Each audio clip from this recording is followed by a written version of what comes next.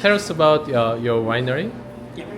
Winery I'm representing, we're happy to represent, is Giovanni Biberti. We are in Piemonte, Italy, on the southern parts of Piemonte in the area called Langhe. Langhe is one of the most beautiful and important area for winemaking in Piemonte, in the comune of Ba롤lo로.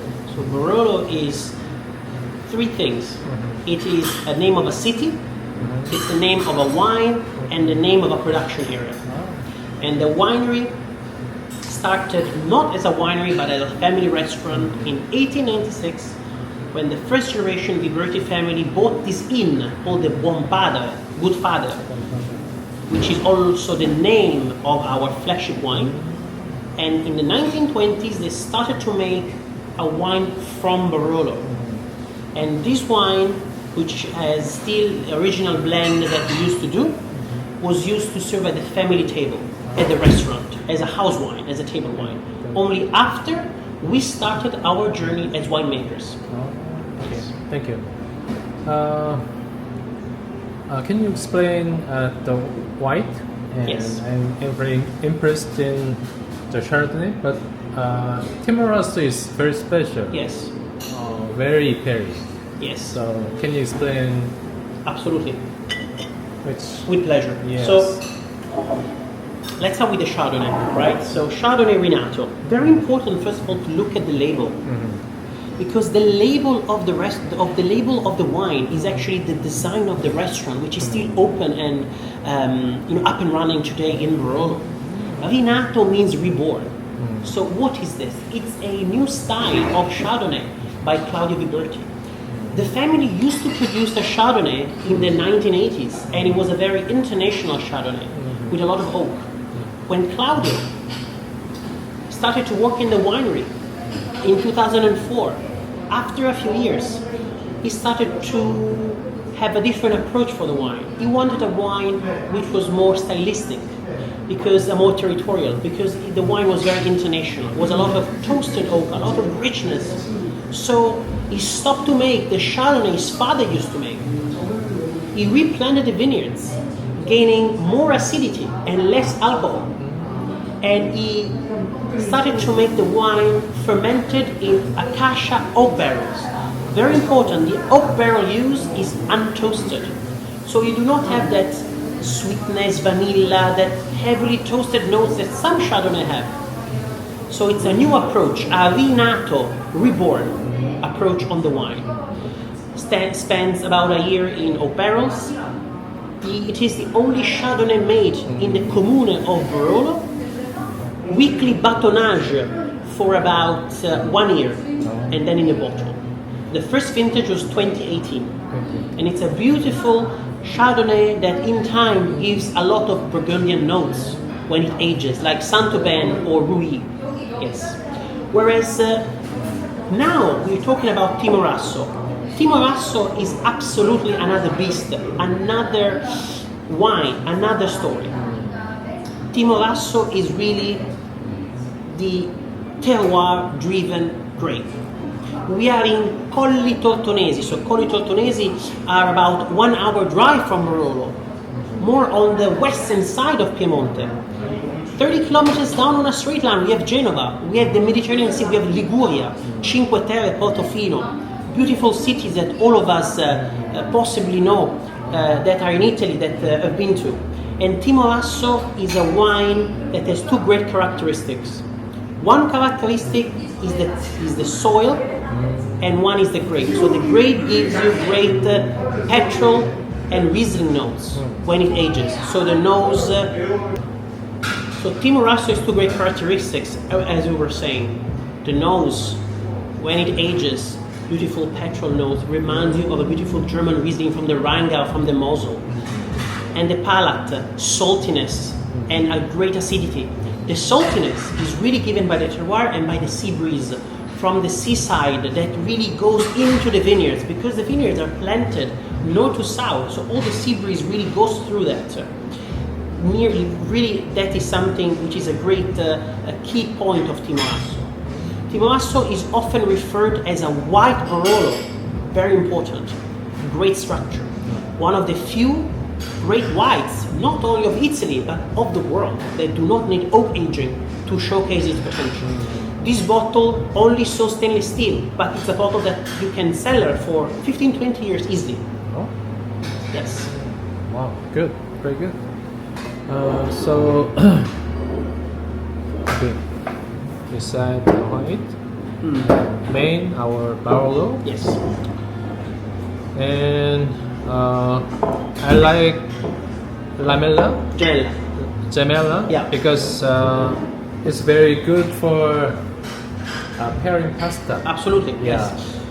So, La Gemella. Yeah, La Gemella. It's a very important label for a winery. It's actually the most produced wine. We're very lucky. We're very fortunate. Last year, 2023, Vintage Wine Spectator Top 100 in the US at spot 43. Gemella is a daily wine. La Gemella means twin sister. It is a wine dedicated to Claudio's mother Maria, because Maria is a gemella, is a twin sister. Actually, Claudio in 2022 became a father of twins. So the family heritage continues, the fourth generation of Biberti. Maria always said that Barolo is a Saturday and Sunday wine, a wine for special occasions. But Barbera doesn't discriminate, Monday to Friday, from the farmer to the doctor to the lawyer. Everybody can drink La Gemella. It's a daily wine. So Claudio dedicated this wine to her. When they bought this plot, they started to understand, okay, maybe we want to plant Nebbiolo, maybe we want to make Barolo. Maria said, no, do a daily wine. We are a restaurant, we are farmers. The wine from our heritage. This is very important. Low tannin, high structure, beautiful acidity. A great gastronomic wine. Okay. So I'm curious about that. These three barrels is in Nebbiolo. Yes. And how is compared in terms of some tannins or some Wait. structures? So can you explain Absolutely. simply why is pricing going and So, the quality is better? first of all, here we have three beautiful examples of Nebbiolo. So Nebbiolo is the key grape that makes Barolo, and in the other area in Piemonte, Barbaresco. But the grape is Nebbiolo. It's just where it's made and the way you vinify. Nebbiolo, the first approach, elegant, feminine. Yes, beautiful tannins, but integrated, a lovely fruit. Using a technique used in Burgundy called whole cluster. Whole cluster really improves and makes the fruits much more interesting and potent on your nose. Just a year in barrel. Barolo Buonpadre. Barolo Buonpadre is the flagship, is the DNA of Biberti. The original recipe was the one used in 1923 to pour the Barolo at the restaurant. 10 different vineyards done separately, then blended together. Top 3 are Becco delle Viole, San Pietro, and La Volta. 3 single vineyards. Spent 3 years in bottle, 1 year in barrel. This is really our winery in a bottle. 2020, not the greatest vintage, very immediate, ready to drink, lower tannin, very approachable. We work with some techniques to make the wine with a higher fruit, higher perfumes, lower tannin. Lower tannin? Yes, we like to do a less than 2 weeks to 20 days skin contact. So we extract less tannin and less perfume. And we produce about 60,000-70,000 bottles of the Buonpadre. Back in the day, this Barolo is a classic and traditional Barolo, because classic blend, you have maybe 10 different plots with very little production each. But to make a wine stand out, you need to make one wine. This is the idea of Buonpadre. Like in Champagne, you do the cuvée, like the presentation wine from the cocktail. Becco delle Viole is another kind of wine. Small production, only done in best vintages. 3,000 bottles produced in 2017. We write it on the label because we want you and customers to understand the importance of this wine.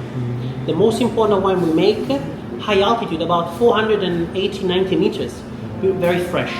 The notes of this wine are unique: menthol, camphor, eucalyptus, mint. Very, very incredible wine. And spends about 5 years in oak and 1 in bottle. Riserva only on the best vintages. This is why this is our most important wine. It's some practical question.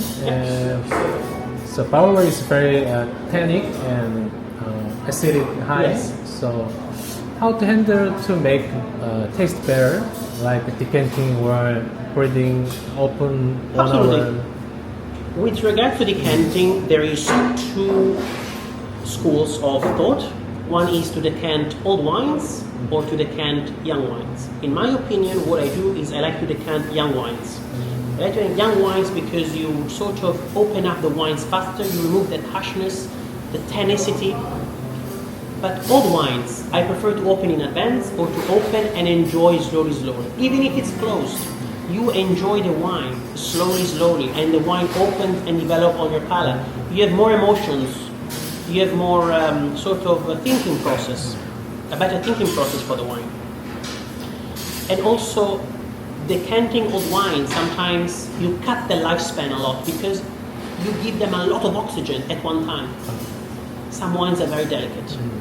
So I prefer to decant once or twice a young vintage wine and leave in the bottle an old vintage. I would decant only if there is sediment. Okay, so last comment for Korea wine lover. Just any your impression in Korea? So I've been.